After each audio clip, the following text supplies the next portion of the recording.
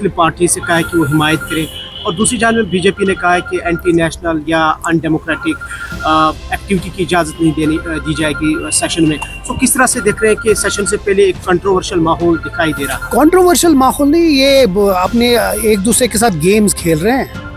ये दोनों मिले हुए हैं, बीजेपी और पीडीपी।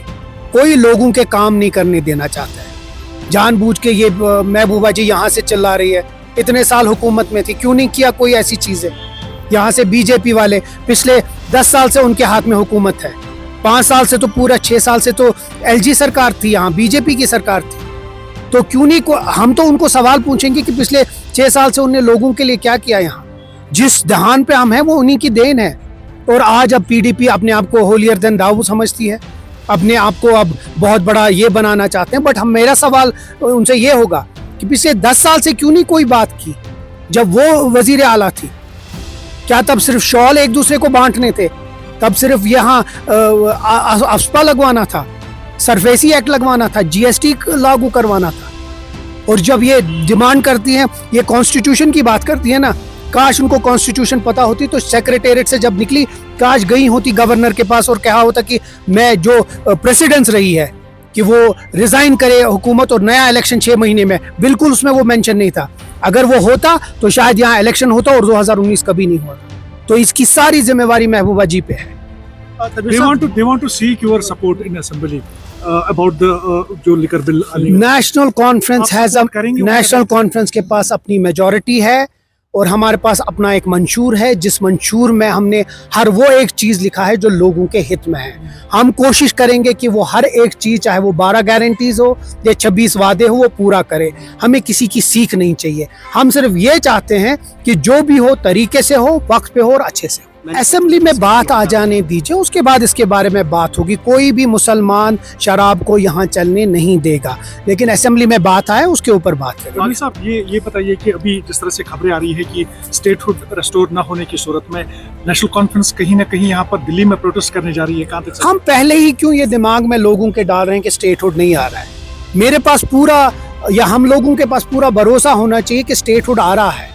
एक तो हमारे पास सुप्रीम कोर्ट का वर्डिक्ट है, प्राइम मिनिस्टर साहब की एश्योरेंस है, होम मिनिस्टर साहब की एश्योरेंस है, जम्मू कश्मीर की इलेक्टेड गवर्नमेंट का रेजोल्यूशन है। तो हम क्यों रुके? पहले हम कुछ टाइम रुकेंगे, उसके बाद जिस तरह उमर साहब ने कहा, प्लान बी, प्लान सी, हर कोई चीज है। प्लान बी में है ये। जब हम प्लान बी पे पहुंचे क्यों? इंशाल्लाह पूरी उम्मीद है कि अगले कुछ महीनों में हमें और लोगों को उनका स्टेटहुड जरूर मिलेगा।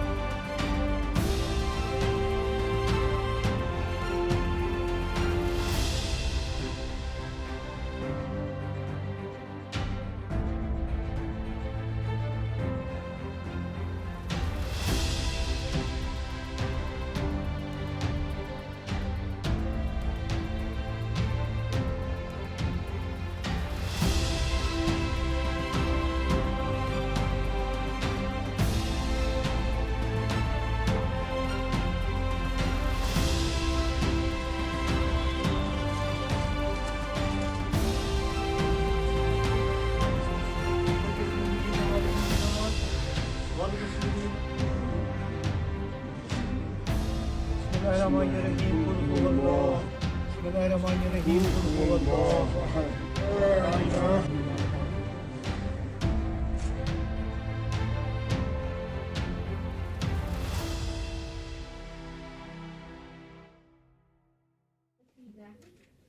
two zones are